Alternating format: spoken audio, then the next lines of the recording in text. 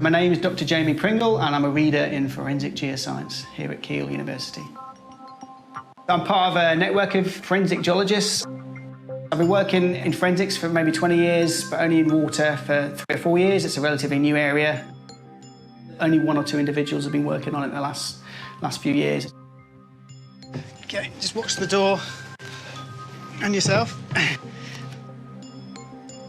Water in forensics is becoming increasingly important. If you actually look at the statistics of discovered people, only maybe 5% are buried in the woods, 30% are in water. So a lot more people go missing in water, and that's obviously a harder area to search because it's featureless, unlike on land. So that's a big problem.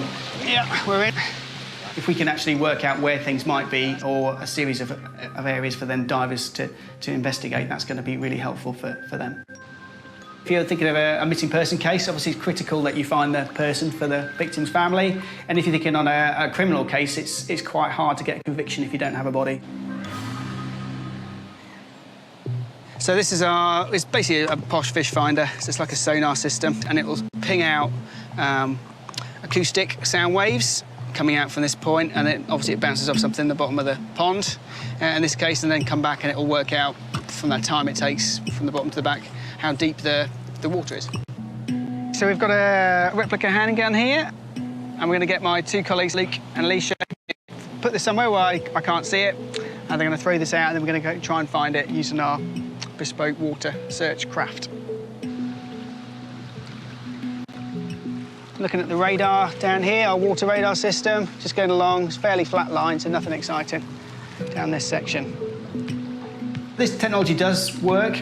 Sonar, for example, is pretty used by fishermen a lot, but we're trying to combine it with water radar as well to try and locate where objects would be, both in the water column, at the bottom of the water substrate interface, and actually buried beneath that as well. Traditionally, this would be very time-intensive for police teams to do. They'd have to set up large search quadrats on the bottom and work their way through each one. That's good, and we're trying to keep a nice straight line along the edge of the pond so we don't miss any spots. That gun's quite challenging. Sort of body size is obviously bigger, so it's a bit easier to find. There's a case in Northern Ireland, unfortunately a jet ski accident. A swimmer had lost his leg, so they'd actually managed to locate where his leg was. We've worked on environmental crimes where barrels of toxic waste were dumped in ponds, in a pond in North Wales as well. And we've worked on a couple of local cases in Staffordshire to help the police force to investigate those sort of unsolved missing person cases. Oh, look at that. So we've got a nice, obvious anomaly there. It's this sort of half-moon shape, which indicates a target object. So that's one thing. I can't say definitively that's our target, but certainly out of that area, there's an obvious one, and there's a more subtle one here, just a bit behind us as well. We can then say, right, give the divers a map, say, right, that point and that point, go and have a look and see what they are. Trying to work out the best ways of solving these cases, I find particularly rewarding. We're trying to find victims or missing people for their families to have, and hopefully justice will be served.